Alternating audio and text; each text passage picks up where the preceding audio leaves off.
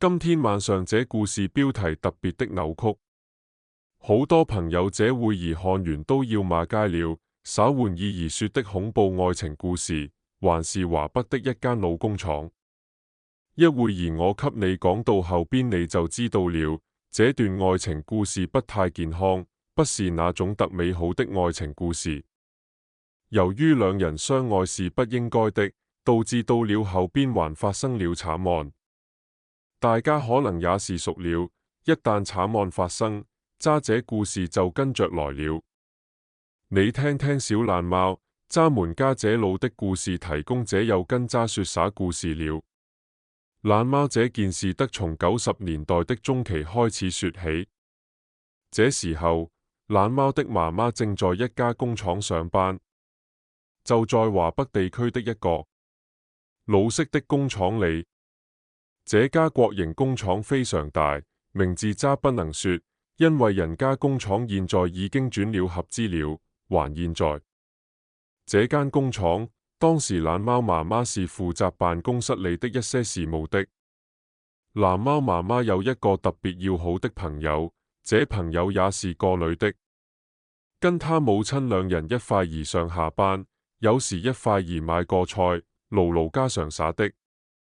但是到了後邊，隨着漫長的工作，懶貓媽媽在這兒已經幹了得有6、7年了。忽然間有這麼幾天，她發現她這閨蜜不太對勁。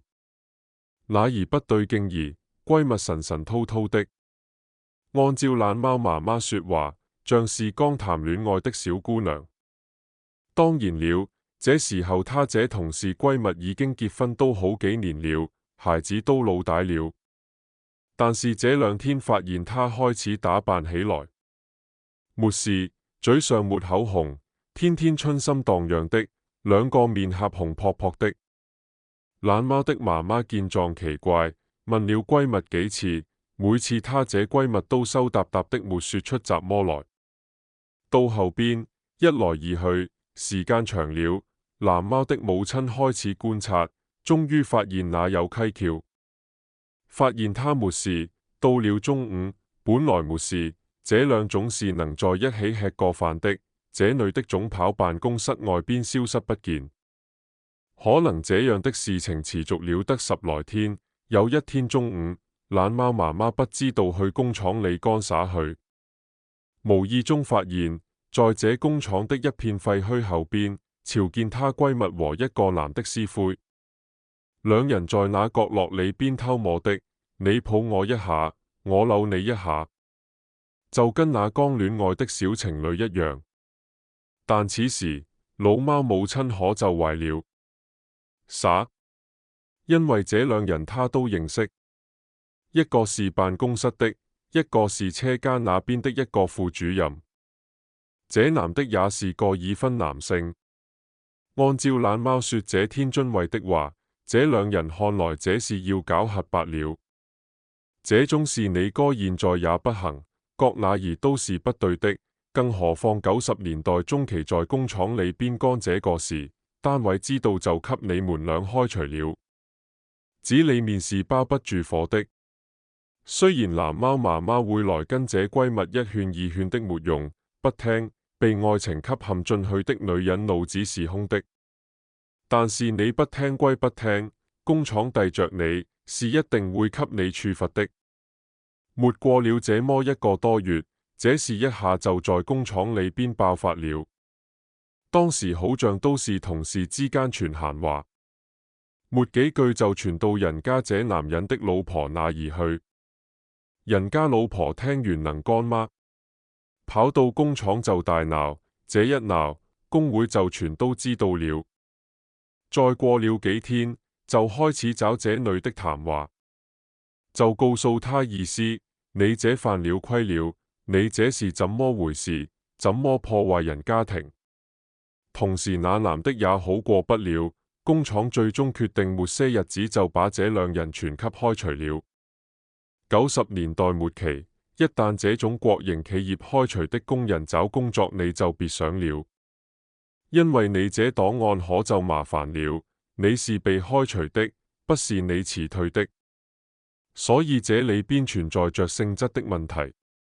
這兩人面臨着走投無。那個車間主任的男的，他有點技術，他還能混下去，回家給老婆下跪。道完歉之後，這事還能過去，因為那個年代的女人偏於包容。可是這女的可就不行了，老公根本就包容不了這事，鬧得沸沸揚揚，鄰里鄰間的沒有不知道的。再加上藍貓母親說他們家住的是宿舍，全是工廠的人。她老公這王八犢的名字就被大家一下就叫開了。這換那個男的受得了，誰也受不了。老公沒些日子跟老婆在家吵事，越吵越嚴重，就動手打了這女的。兩人來回來去，反覆吵了半天。這手是越打越重，這個女人的壓力就越來越大了。有一次，在兩人都翻了臉的爭執中，這女人直接就崩潰了，張嘴就告訴老公說：你打吧打吧，你打死我，我已經知道我錯了，工長也不要我，你也不要我了，我不活了。老公當時沒覺得怎麼回事，因為都在火頭上，直接就放了一句狠話：行，你愛死去，我早就想讓你死了。就因為這句話，一下就戳這女人的要害上。這時候，這女人她最恨的不是她老公，也不是那個男的，她最恨的是這工廠。為什麼你把我開除了，偏要把這事還給公布於眾？或者是你公布於眾給了我懲罰，你還讓我繼續在這兒上班？這女的這時候可就想不開，結果不知道從哪兒帶上了兩包當時特別厲害的毒鼠強耗子藥，奔到工廠當初原來工作的那間辦公室裏邊，就給喝了一地的血。你想想在座的這些工人們是怎麼感覺的？換作你是怎麼感覺？從這開始，這件事解決完之後，這間辦公室沒人敢用了。工廠當時就把這辦公室給貼上了，而且工廠的領導還稍微懂點，給辦公室是用黃色封條貼的，封條上還自己核畫了點花，把自己心理安慰當成了符。自此之後，這間辦公室沒人再敢進去了。現在渣門聊起來這件事，這是發生在90年代中期的事情。懶貓媽說，這事過去之後沒過2-3年，大家伙把這事就忘在頭後。雖然有時候懶貓媽媽她會想起她之前那閨蜜，覺得未知與可惜和惋惜，但是歲月能磨滅掉很多的記憶。大家一來二去，對這間辦公室就沒這麼在意。直到了後邊，工廠上了幾台新設備要擴容，又來了好多新畢業的大學生和一些職專的技工們，不得不把這辦公室拆開了，因為實在是車間的一些辦公人員沒地而呆了。就這樣忘記了這些事，把辦公室封條撕了，撕完之後，這間辦公室就分配給了第二車間的一個廠辦裏邊。當時就分配給了幾個新來的小年輕，讓他們在這裏辦公。而且這車間是新式車間，老員工根本進不去，全部機電一體化的操作。所以說，這間車間跟老式工廠不同，經常是連夜工作。辦公室的這些人也別下了班，而且當時還在辦公室裏放了幾張床，是專門給人休息用的。現在你聽到這兒就明白了，接下來這間辦公室可就要出事了。這會兒懶貓媽媽已經調到廠子4區去，這場巨大，距離這個辦公室這邊好遠好遠。接下來的事全是懶貓媽媽聽說的，就忽然間大概是2000年左右的這麼一天下午，懶貓媽媽在辦公室坐着，看着一些東西。忽然間從外邊走進來一個同事，同事是屬於平時比較三八的，就是我這種雜麼事沒事把故事給人講的。進到辦公室就開始招呼大家趕快過來，閘門闖出事了。平時在辦公室沒事幹的人就愛聽這個，一下就圍了上去。這男的就告訴大家伙兒說：哎，還記得之前孫艷麗自殺那個辦公室？大家伙兒聽完知道怎麼了，出閘麼是不是分配給那些新小孩們用了嗎？好麼，那辦公室可出事兒了。昨天晚上那個辦公室裏邊有3小孩在裏邊值班，晚上睡覺，早晨起來全送醫院去。現在到底人是怎麼回事不知道，但據聽說的辦公室別人給我講的，這3孩子全是給嚇的。懶貓媽媽膽兒小，跟別人不一樣，他馬上就阻攔：你可別說這個孫艷麗當初跟我關係最好了，你這不把我嚇死嗎？可是這男的控制不住，換命的就重複這點事，水水滔滔給大伙兒開始講。哎，這3孩子應該是9點多鐘回到的辦公室，他們是負責車間的機器維護的。回到辦公室之後不能走，怕晚上期出毛病，但是又沒事幹，襲人就坐在房間裏邊打撲克。撲克牌剛打上，3人同時就聽見屋裏邊有人來椅子的聲音，馬上就朝着這椅子方向就朝過去。這一朝，3人同時朝見東邊那間辦公桌上那椅子，自己個兒在那兒動運，椅子明顯就是像有人在拿手拉一樣往外拉，拉完之後拉出去一個人的身位，停了一下，然後自己又回到辦公桌的位置。你別以為這個動作就一下就完了，一直這麼反覆拉出來合回去。這會兒打撲克兒的3人，渾身就下囉嗦。本身就是3個小年輕兒，膽兒就小，沒見過這是耍玩意兒，嚇得3個人連動都不敢動，只能傻傻的朝着那椅子在那兒晃蕩。正在3個人最緊張的時候，好家伙，接下來更他娘的嚇人的事就發生了。3人就聽見屋裏邊忽然間傳出來一個女人的聲音。這個女人的聲音摸不清方位，好像是飄在天空中一樣，就好像整間辦公室都籠罩着她的聲音，嚇得這3小伙子是一激靈，然後只能靜下來聽這女的到底說的是啥。這間辦公室啊，我是想租錢別人的，你們這些新來的以後不要在這兒上班，我跟你們無冤無仇去。把那些老員工給我叫來，不然今天晚上誰都別想出去。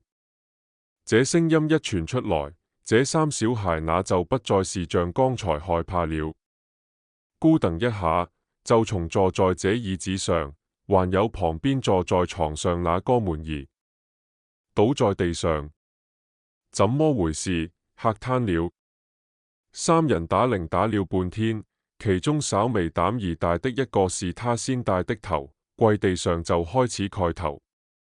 姑奶奶，你是何方神聖？我們跟你無冤無仇，我們是新來的小孩，你千萬別跟我們怎麼樣。我們上那兒給你找老員工去，現在這都是晚上。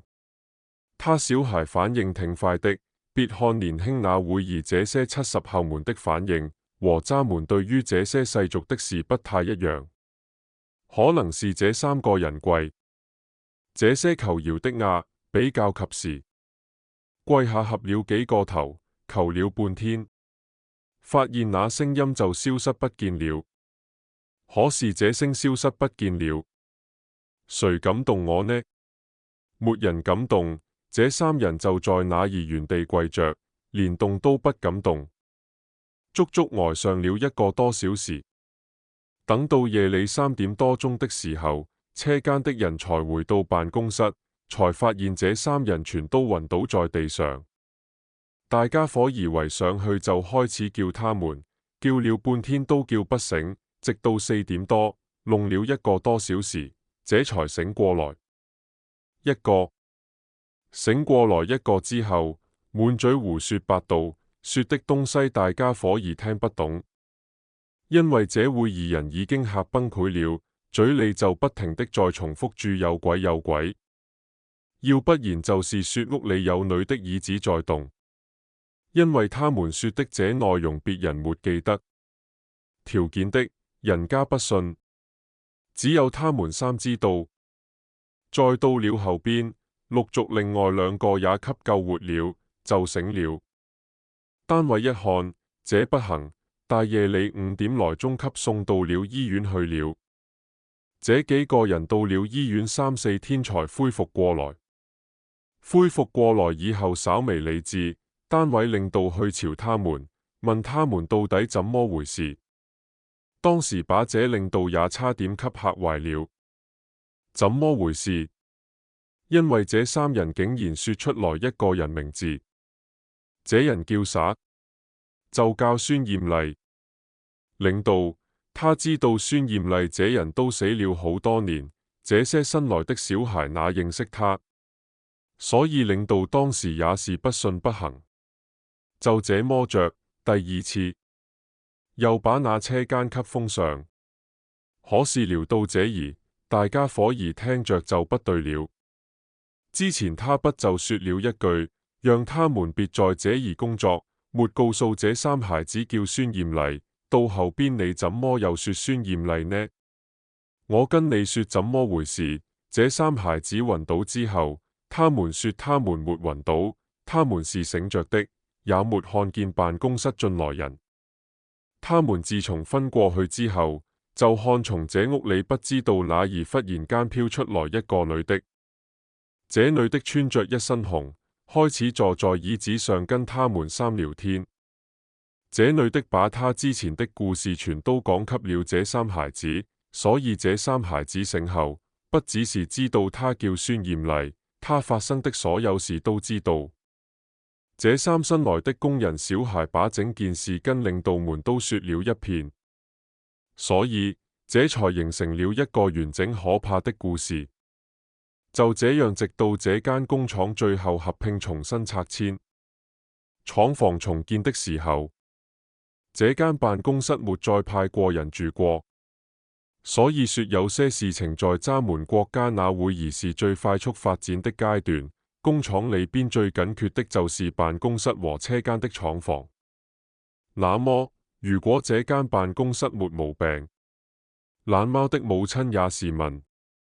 懶貓說媽媽不是給你胡說八道的故事，要真沒病，我們工廠能給他封上嗎？